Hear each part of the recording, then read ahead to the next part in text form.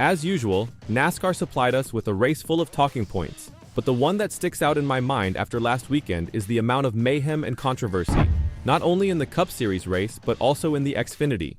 So does NASCAR ever learn? And what did the drivers have to say following yet another contentious weekend on the track?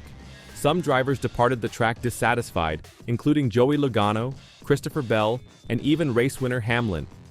First, let's start with Logano, who I believe will not be friends Ross Chastain anytime soon.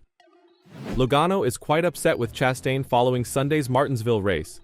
During the race on the radio, the Team Penske driver said some things, only to double down afterward.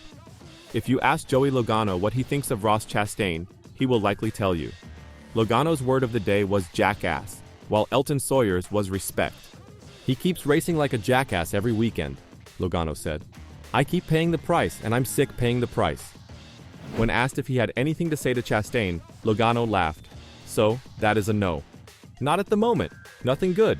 That's twice in the last 3 weeks, so that's the deal. But anyways. Yeah, Logano said. Trying to see the good side, Joey Logano couldn't help but wonder what may have been. A top 10 result is nice, but he could have finished in the top 5 if he hadn't been spun. Yeah, at least we finally got a top 10 on the year. I'm sick of hearing all those things, Logano continued. At least we got a top 10, but it's a little bittersweet. You know, just because I felt like you never know, right? But if we were able to have a couple of good restarts, our pit stops were really good today. We were doing a good job on pit road, and maybe we could have got up there and mixed it up with them, but we just have to recover. Again. Another race we have to recover. Joey Logano battled to finish 8th today. Ross Chastain was barely ahead in P6. I wonder what would have happened if there had been one final restart with the 22 lined up behind the 1. Logano had his fair share of contact, but this wasn't the ugliest race. There were numerous precautions. However, the overall product was solid. It was far and away superior to what we saw the previous 2 nights at Martinsville. But next to Logano, also Austin Cindric was caught up in another dubious racing incident during Sunday's race at Martinsville. Cindric and Riley Herbst collided along the front stretch on lap 201 while racing for 27th place. Cindric was trapped between Herbst and AJ Allmendinger as the trio approached the corner. Cindric appeared to slightly left rear hook Herbst, who turned around to issue the warning. Denny Hamlin, Herbst's 23-12 racing boss, stated on Monday's Actions Detrimental podcast that Cindric seems to be losing his mind a little bit more than usual, which is starting to get on his nerves. As a car owner, I'm not liking Austin Cindric spinning out Riley Herbst, and it's starting to get on my nerves a little bit that Austin seems to be losing his mind a little bit more than usual. I can only say that because I did give him a lot of credit earlier this year on his superspeedway driving and being smart inside the race car. But he's starting to be a repeat offender in my opinion, Hamlin said. When things aren't going his way, he's wrecking guys. I don't know how NASCAR will look at this. It's different because it's not a right rear hook. It's essentially kind of a left rear hook, but just kind of shove into the corner. NASCAR will probably view it as a racing incident, but anyone with any driving experience can say he got pissed, he got squeezed, and he wrecked the 35. Herbst. Cindric had already been involved in an on-track altercation with Ty Dillon earlier this month at COTA. On lap 4, Dillon shoved Cindric off the course. Cindric immediately caught up with Dillon and leaned into his right rear bumper, catching him and sending him spinning into the wall. NASCAR deducted 50 points and fined him $50,000. In reality, Cindric may have been suspended. He wasn't, and Hamlin doesn't think he will be after his encounter with Herbst. However, Hamlin believes Cindric could improve his on-track conduct. The 35 came off the wall a little bit more than he should have, but you also had the 16, Allmendinger. There was no room for 3 cars, Hamlin said.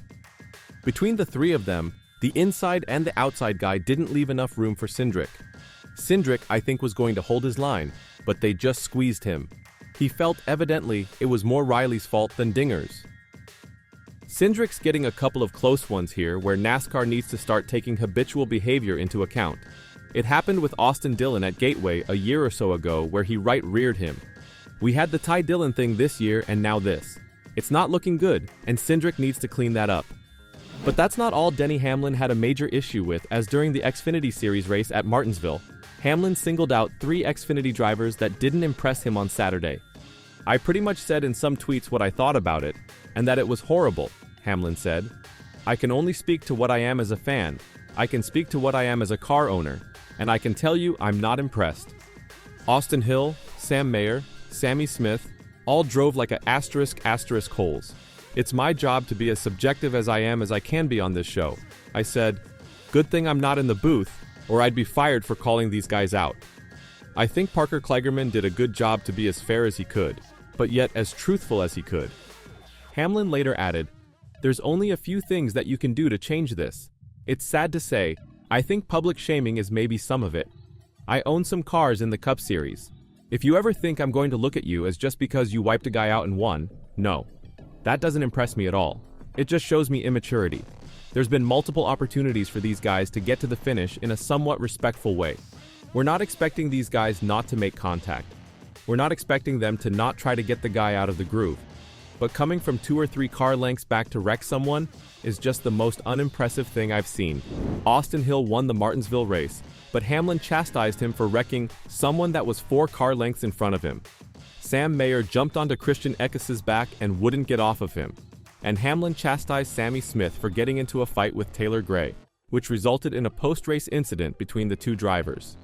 I have to try to do my job here and call these guys out for driving like idiots, Hamlin explained.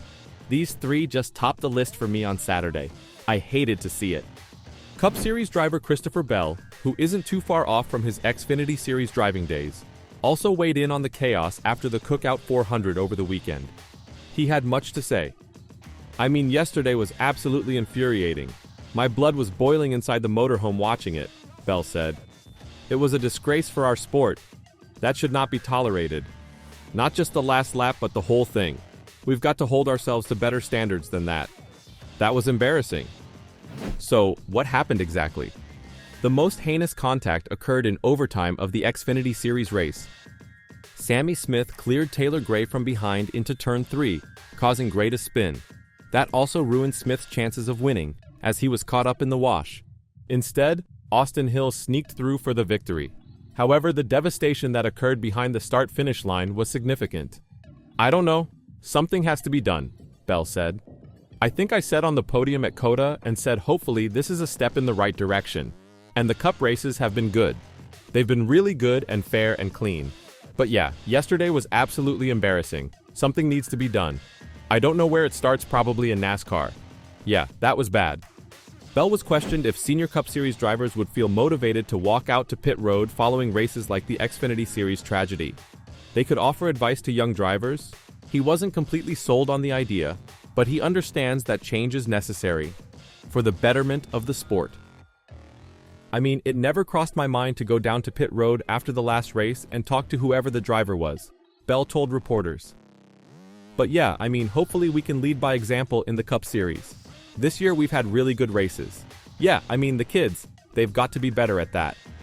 What do you think? Should NASCAR intervene more? Do more? After all, they're the ones that should get this in check, especially as it now seems to happen in Cup and Xfinity races. Will things get worse from here? Let me know your thoughts in the comments down below.